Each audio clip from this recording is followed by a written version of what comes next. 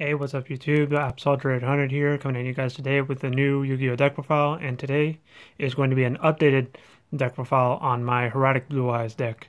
Hieratic Blue-Eyes, if you guys haven't seen my past videos on this particular deck, is basically my take on a Hieratic deck and utilizing the level 8, rank 8 dragon type normal monsters instead of the original level 6 and rank 6 dragon type normal monsters that Hieratics were basically known for from when they were first released. So this is again an updated version of my Hieratic Blue-Eyes deck. Basically, not much has really changed other than the fact that we've gotten some new cards over the past since my last profile of this deck, and I decided to add a couple of them to this deck to add a little bit more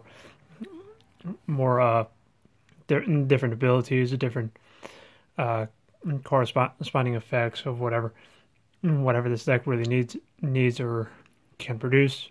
But the strategy hasn't changed too much at all. It's basically you want to try and get out your Blue-Eyes White Dragons and your other Hieratics, and then also some of your extra deck choices of Azure-Eyes Silver Dragon, and then some of your rank 8 monsters to try and get out on the board as quick as possible.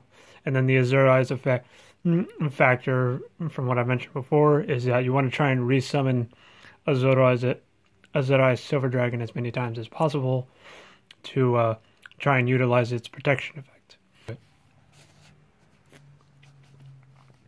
Alright, for starters, in the monster portion for the Hieratic engine, I'm playing 3 copies of Hieratic Dragon of Eset, Hieratic Dragon of Su, and then 3 copies of Hieratic Dragon of Tefnuit. There we go. Now, if you guys have seen my last deck profile of this deck, you'll know that I was also running a copy or 2 of Hieratic Dragon of Nepthet. I decided not to include Nepthet in the new updated version, simply because monster destruction isn't too much of an issue with this deck, because I can utilize other ways of getting over the monsters, and then if I need to, I can use the Heliopolis to try and clear the board of my opponent's monsters. But I decided to drop the Hieratic engine down to at least these 9 monsters. You got Eset, Su, and Tefnuit. Tefnuit is basically your Cyber Dragon of the Hieratic engine. If you have no monsters and your opponent controls a monster, you can special summon it. Su is basically your back row destruction dragon. Whenever he's on the field, once a turn, you can tribute another Hieratic monster from your field or your hand, and pop a back row on your opponent's side of the field. So Su alone, really good at getting rid of problematic back row, getting rid of pendulum scales, more the merrier. And then Eset is basically your your extra deck pool type of monster, where you can target one dragon type normal monster you have on the field. And then you make all of your Hieratic Dragons become that normal monster's level. So if you target a Blue-Eyes White Dragon, all of your Hieratics become level 8. If you target a level 6 dragon type normal monster, all of your dragons become level 6, and so on and so forth. So I decided to just stick with these guys because they work well as a team overall in the deck. They're really good and consistent. I have thought about re-adding Hieratic Dragon of Nepthet, which, just a quick description, the Nepthet, which is the other level 5 Hieratic Dragon, basically does the same effect as Su, except instead of spell and trap cards, it destroys monsters. And then the last thing you need to know is that all of these Hieratic monsters have the same effects for when they're tributed off with the effects or other forms of matter of tributing, like tribute summon, for example.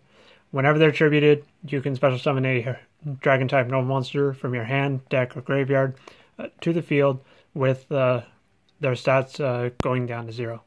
So the stat minuses isn't too big of an issue, because you're going to be using those dragon type normal monsters to go into your extra deck to further continue your combos.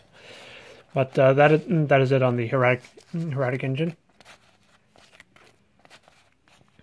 Onto the dragon type normal monsters that we're running. and it's probably the same as before. We got 2 Blue-Eyes White Dragons and 2 tuner monsters, Flamvell Guard and Labradorite Dragon. I've kept the Dragon type normal monster ratio the same as the last time. 2 level 8s being Blue-Eyes White Dragon for this deck because it's, again, Hieratic Blue-Eyes. I just really like this card overall.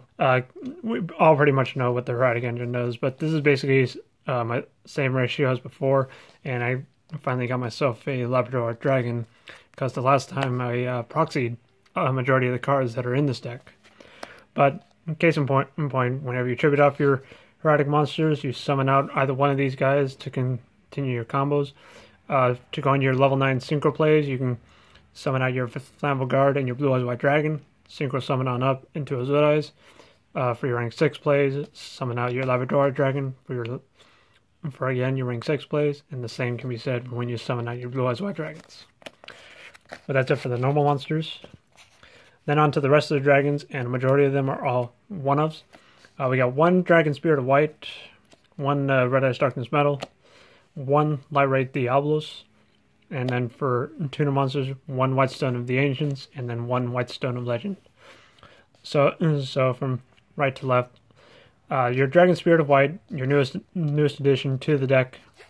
Whenever it's summoned out to the field by any means, like normal summon or special summon, you're able to banish a spell and trap card your opponent has out on the field as soon as White Dragon's summoned to the field, which is really good in the sense because it allows you to further disrupt your opponent's back row, disrupt your opponent's pendulum scales, disrupt pretty much almost anything that they are throwing at you. You can just try and eliminate them as best you can. One other cool factor that Dragon Spirit of White adds to the deck is that it's also treated as a normal monster while in the hand and in the graveyard. So whenever you have this card in your hand or in your graveyard, and you're able to use your Hieratic effects as many times as you can, like say for example you normal summon your Eset, tribute him off for your Su, you get the Hieratic effect, special summon your Dragon Spirit of White, you banish your back row. Use Su's effect, tribute another Hieratic, destroy a back row, and then activate the Hieratic effect again. If you have another copy of your Dragon Spirit of White, you can always summon out another copy if you have it in your hand or in your deck. But I chose to stick with 1 just to not go too overboard with the level 8s in this deck. And then the additional effect being, if it's on the field and your opponent controls a monster, you can tribute Dragon Spirit of White from the field to the graveyard, special summon a Blue-Eyes from your hand to the field. So that's also good. And then additionally, Dragon Spirit of White is also treated as a Blue-Eyes card whenever it's anywhere within the game, including in the deck. Darkness Metal, self-explanatory. It is a dragon deck, and dragons like to OTK a lot. Lightray Diabolos is my newest addition. I've been playing around with this card a bit in between my last profile and this one today. Lightray Diabolos is kind of like that BLS factor where if you have the right amount of cards in your graveyard, you can summon this card directly to the field. Diabolos, like many of the other Lightrays, requires a certain amount of light monsters with different names, whereas Diabolos' case, it requires 5 light monsters in your graveyard with different names. It's not too difficult to achieve in this deck, but it's always awesome when you can get this card out on the field. And then his ability is also really good to boot being you banish the light monster from your graveyard, target a set card your opponent has out on the field, and then you can return that card either to the top or the bottom of your opponent's deck. If it's like a monster, like a high-level monster or something, you can spin it back to the top of the deck, and the same can be said if you do target one in their back row and send it back to the deck. So Lightray Diabolos is like again that BLS factor when you summon this card, so it's always really good. Always a nice top deck if it's like if your hand's empty and you draw this card and you're able to summon it, the BLS factor right there. And then lastly, the 2 tuners. White Stone of Legend, self-explanatory. Whenever it's sent to the graveyard, you add a Blue-Eyes White Dragon from your deck to your hand. Whitestone of Ancients, we all know what this card does. During the end phase of when this card is sent to the graveyard, you special summon a Blue-Eyes monster from your deck to the field, in case of your Dragon Spirit of White when you need it, and then your other Blue-Eyes White Dragons.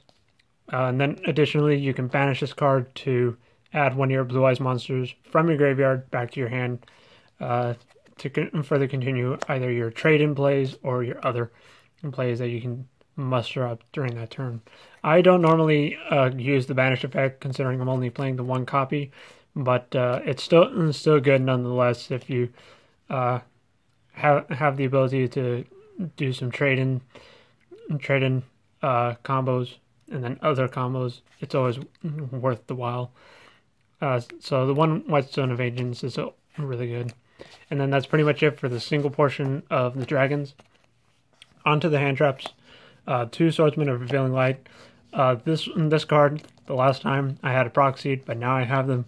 Now I finally have them. Again, this card is basically a level 8 light attribute warrior type monster. 0 attack, 2400 defense.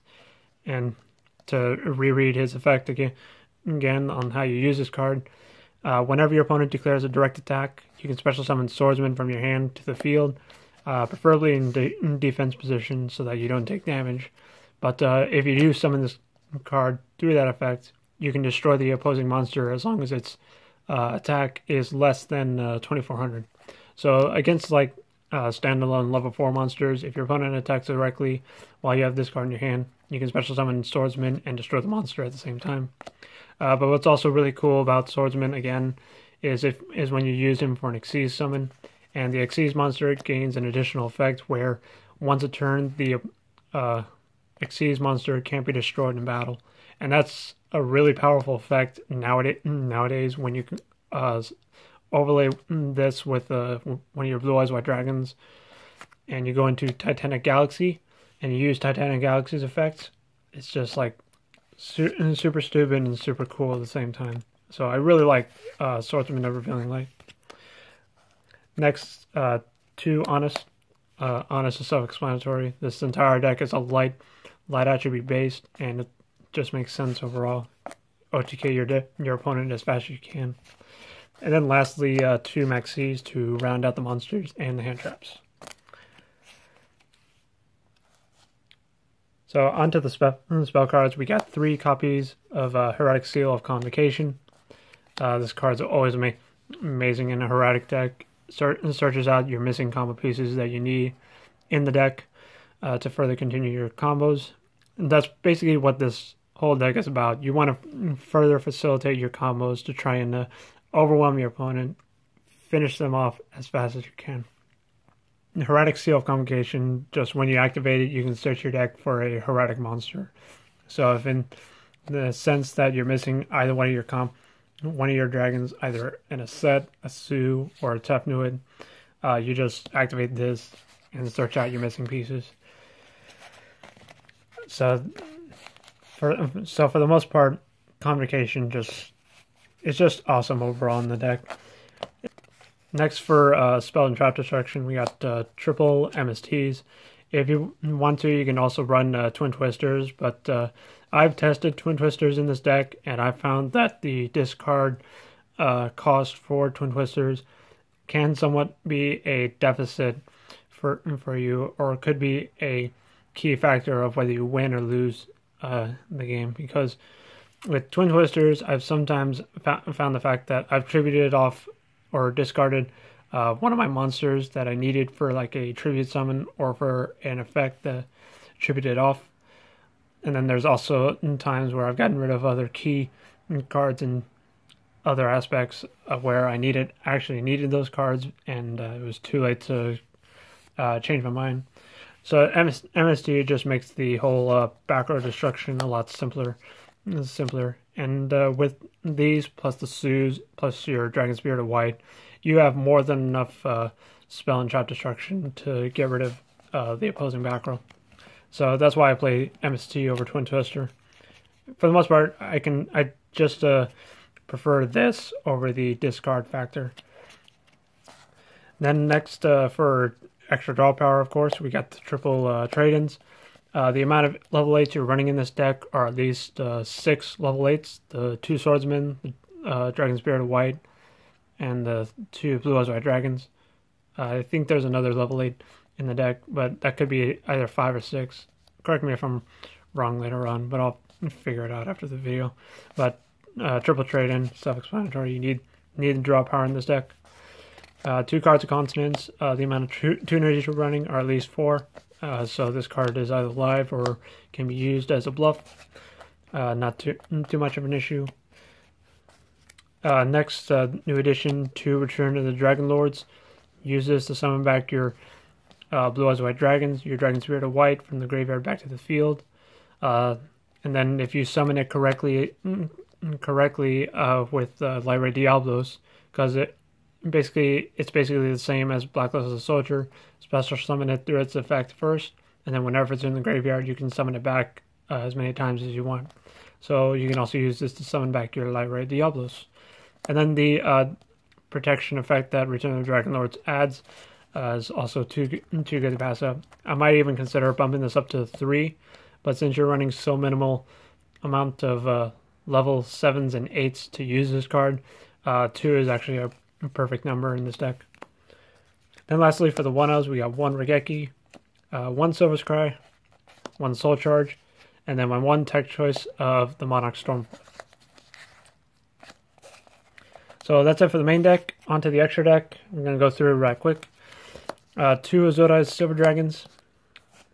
Self-explanatory. Whenever it's special summoned out to the field, you protect all of your dragons that are currently face up on the field from destruction and targeting effects. So that's always a real nifty effect. And again, one of my key strategies that I tried to do in this deck from before is try and summon a Azure-Eyes Silver Dragon as many times as possible during each of my turns. Like when I summon it the first turn that it comes out, during my next turn, I try and figure out a way to try and tribute it off to the graveyard and summon it back to the field. And reuse its effect over and over again. So you get the idea of what Azure-Eyes Silver Dragon does. And the reason I'm running 2 copies is because I've also added the Blue-Eyes Spirit Dragon, which also is pretty cool in this deck as well. Spirit Dragon, once a turn, you can negate an effect that activates in the graveyard. Neither player, while it's on the field, can summon more than 2 monsters at a time, or at the same time. So against pendulum strategies, this card is really good. And then additionally, you can tribute it off to special summon a light dragon type synchro monster from your extra deck to the field. So you can summon an Azure-Eyes Silver Dragon, or for your next synchro monster in this deck, Michael, if you want to summon him as well. And then Michael, self-explanatory, generic spell removal, so it's always really good. And then lastly, for your synchro monsters, you got 1 Star Eater to round out the synchros. For XCs, for rank 6s, we got 1 Constellar M7, 1 Atum, 1 Utopia Beyond, and 1 Strike Bounzer, and then the Gaia Dragon to round out the rank 6 aspect of the deck. For rank 8s, the main priority of the deck, most likely, you got 1 Felground, you want 1 Heliopolis, 1 Giant Grinder, Titanic Galaxy, and then number 107 to round out the extra deck. So that is pretty much it, guys. That has been my updated version of Hieratic Blue-Eyes. Let me know what you guys think of the entire deck again. Hope you guys enjoyed, and I'll see you guys in the next one.